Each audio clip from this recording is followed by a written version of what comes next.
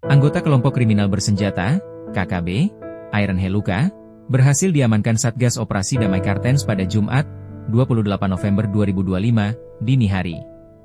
Penangkapan tersebut dilakukan di area Ruko Blok C, Distrik Dekai, Kabupaten Yahukimo, Papua Pegunungan.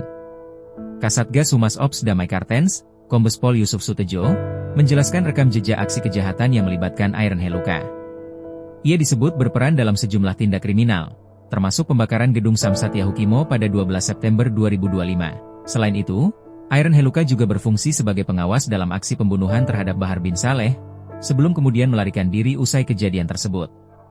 Kombes Yusuf menambahkan, Iron Heluka tergabung dalam KKB atau Organisasi Papua Merdeka, OPM, Kodap 16 Yahukimo, Batalion Sisibia. Ia ditangkap saat tengah membakar sebuah lapak gorengan bersama dua rekannya. Penangkapan berawal sekitar pukul 3.15 WIB setelah Polres Yahukimo menerima laporan adanya keributan di permukiman Jalur 1, tepat di depan Pangkalan 88. Ketika petugas tiba di lokasi, mereka menemukan 3 orang membakar lapak gorengan.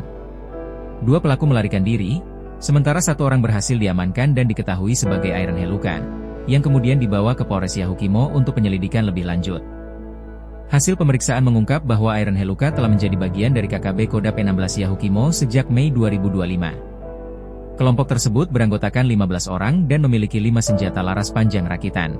Dalam operasi penangkapan itu, aparat menyita sejumlah barang bukti, antara lain 1 ponsel Vivo Y28 berwarna merah muda, 2 korek api berwarna kuning dan pink, sebuah topi rasta, serta tas noken bergambar bintang kejora.